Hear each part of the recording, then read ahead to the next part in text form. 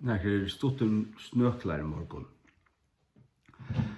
Jag hugde etter sån här videon att du gjørskvalde vi alltså mannen som kan I fjällene. Och så jag hugde etter som tvärfyr men till 4 år sedan så ta jag gjorde så skitsen då var det bara tölne så som helt är vera. För det första så ska man omrokna från milen till kilometrar men det var inte 100 trusch, det var ganska trusch eller något annat. Men princippet var här och egentligen 80 fjälliga vera så gott som under. Eller han säger faktiskt 17 till 80 var under, det 80 slätcha suttjast. Men jag hugde etter att du gör kväll ja, så att inte taka med inte handja med på tölene. Du kan handja med hvis du vill, hvis du måste tumt här men fejsa nu sannløygan. Jeg vil illustrere det nekka, og vise det nekka, og ikke til at det var ikke 4 fjall, det var 3. Du hever egentlig bare bruk for 3 mån. Øynene mine, øynene som du er og øynene her ute. For jeg vet om at det en bøynlinje, du ikke bruk for 4, så var det ikke. Her sier du til at jeg glemt skjoldt, så var detaljene I videoen, men jeg har feta møyningene. Så har du til måneder at du at doen ikke detaljen og standa som en papajaker og endertekene ikke tinken. Og at jeg var feta at det så. Og feta at så ikke hoksen akkurat om tølen I sort. Men prinsippet.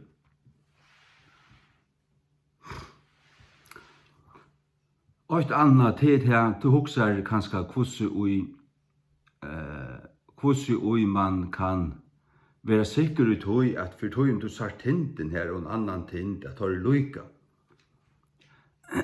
Det er til årsak av tog at hvis du til som og had som et annet ting, så det tid, og så det her og I togene, tar du hikker på det, og til I togene had, så det her og I egna had, til å si at det parallellt vi togene eier, og så det også parallellt vi horisonten. Så skjeres tannlinjen I horisonten. Tog det pura sikkert at stende to som og had som et annet ting, som et 3 ting. Og de tingene flukta. Du hører vad og pass og de flukta purasta. Så det de, ikke bare som og had, men de jøvn, også ivretter. Det ingen bøye utetter. Det ingen bøye nekramne. Det så flatt som det kan være, det et flatt gulv til stand da. Eller til stand da. Ja. Så at nå jeg hengt meg ikke I sånne her detaljene, men fæta nu på enge. Og hatta brøyder, tar du sart og innsart, sart du kanskje en grunn til at jeg kan være så eggvislig og bæsjøyen til dem som gjør, vi som vi flætgjærer fakta 108, eller 101, det at man føler alt I møte seg. Og tar man så åpner, hva skrevet?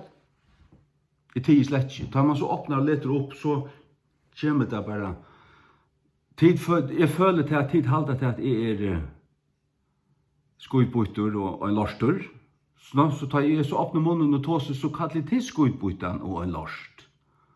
Men det måste du ikke. Ja, men det egentlig sannløgjen. Her vi rett, og du for kjært, og du kallar med til, så egentlig så sannløgjen og verden tann at det omvendt, det øvut. Ikke til at jeg har unga fragta til at det burde ikke haft, det har vi ganske ikke. Men satt skal være satt, og rett skal være rett. Jeg legger ikke inn noe annet. Ja.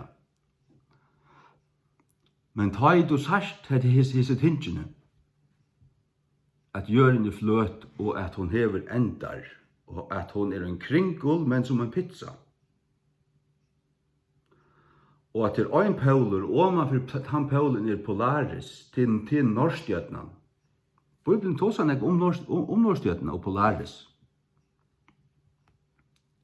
Og det egentlig at han åsen her, magnetiske åsen, det det som sol og måne egentlig melder om. Og det sol og måne som ferast, ikke gjøren. Det sier Bibelen atter og atter. Og i dømmerbøkene, ta Josva bardist krutje her, og han ber sol og måne standa still, og de stod still. Og jeg har sett at det kjente balloner opp som henger her i tøymavis, at hikk. Og så, til øyne galdene for sol og måne perspektiv, lengt borste så minka det. Og det ikke gjøren som ferden borste fra dem, og det de ferast en ring. Det sier Salmur 19 i Bibelen, at solen som en bryggammer som ferast en ring. For ursunnen kammer til å si at i Guds egen hever hun av byrjen av plass, og så fer hun. Ja. Og årstøyene til at ringeren blir trångter eller han fjærer ut. Trångter og fjærer ut. Til årstøyene. Det vil si til høytast ta i solen bønt og pivet her, og kaldere ta en langer ute. Og sagt hun fer så rævlig lengt ut. Og til at det ble mist, jeg har sett det filmet. Man ser solene, hun stor. Det ikke bare ljømen men du kan suttja, vi filteren kan du suttja solene hvor stor den Og ta en så for langt vekk, så minkar hon etter perspektiv. Og ta en for helt ut i horisonten, så kanskje hon vekser sin tur. Tog at det sort linso-effekt her på. Men så knappt så hva hender da? Tar det perspektivlinjene som skjerast, hon blir klippt vekk ur tøynen eion. Det ikke det at hon fer natt omnekka. Hon fer inn ui. Ikke niro. Hon fer inn ui horisonten.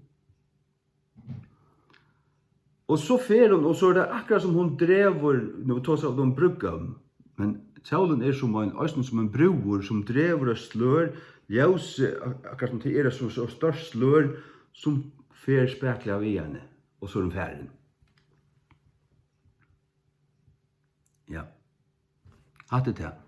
Jeg kan ikke snakke mer, hatt det litt uskøyde, snøkler, men Herren sikten til. Amen.